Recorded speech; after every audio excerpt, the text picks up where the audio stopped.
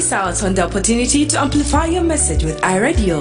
Partner or advertise with us today and make your voice heard across South Sudan.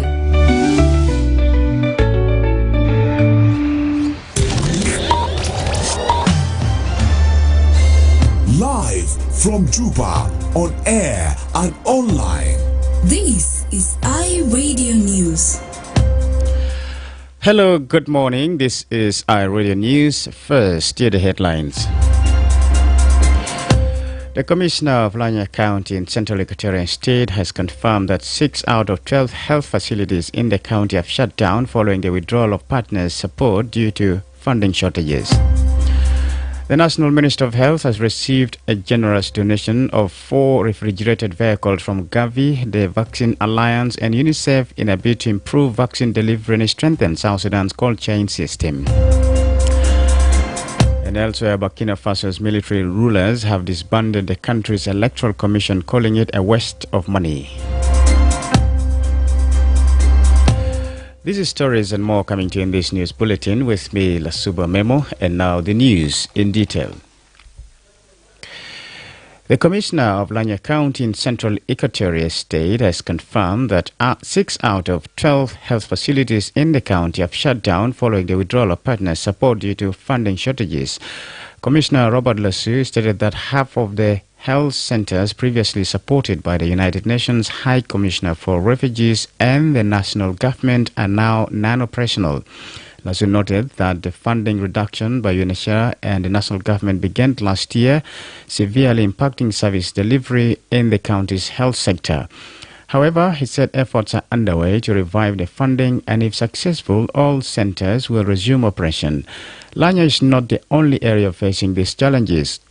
Since last year, many states have reported a dire health services situation after the Health Pool Fund withdrew in June 2024, straining healthcare facilities across the country.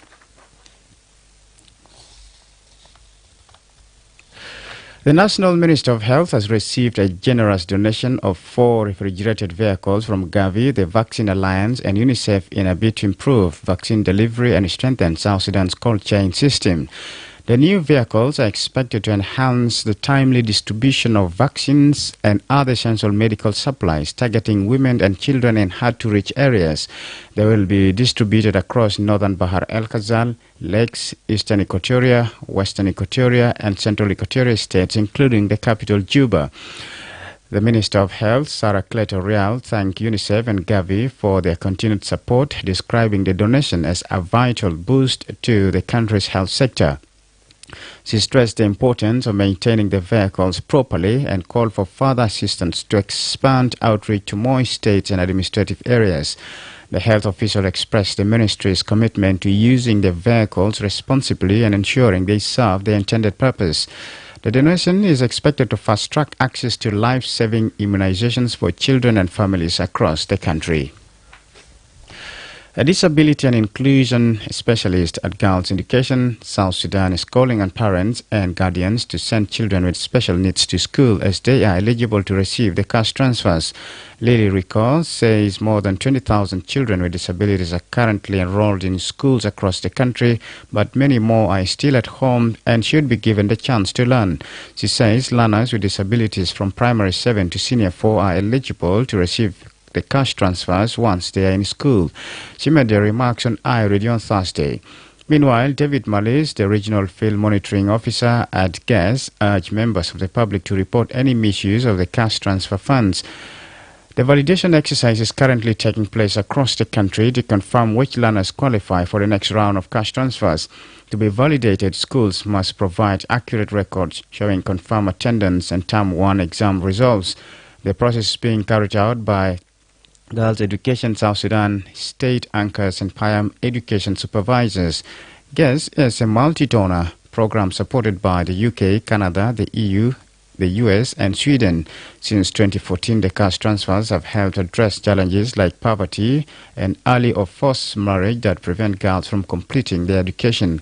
More than 1 million girls have received the support, and as of 2024, boys with disabilities are also benefiting from the initiative.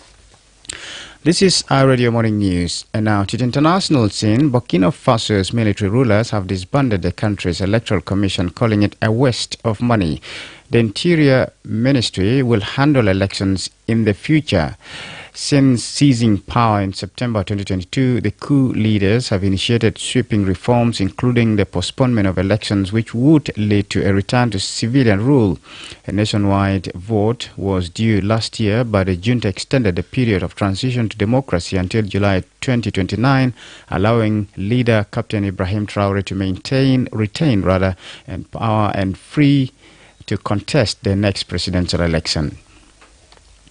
Finally, German Chancellor Friedrich Merz has accepted U.S. accusations that Europe was doing too little to fund its own defense and security, but now believes they are on the same page. Merz was in the U.K. to boost defense ties with Germany as part of a historic friendship treaty that also aims to tackle irregular migration and promote youth exchanges. Russia's war with Ukraine has framed the early weeks of his chancellorship, as has U.S. President Donald Trump's threat to impose 30% import tariffs on European Union export from August 1st. This is our Radio Morning News, and to end this bulletin, here's a recap of the headlines. The Commissioner of Lanya County in Central Equatorial State has confirmed that 6 out of 12 health facilities in the county have shut down following the withdrawal of partner support due to funding shortages. The National Ministry of Health has received a donation of 4 refrigerated vehicles from Gavi, the Vaccine Alliance, and UNICEF in a bid to improve vaccine delivery and strengthen South Sudan's cold chain system. And Burkina Faso's military rulers have disbanded the country's electoral commission, calling it a waste of money.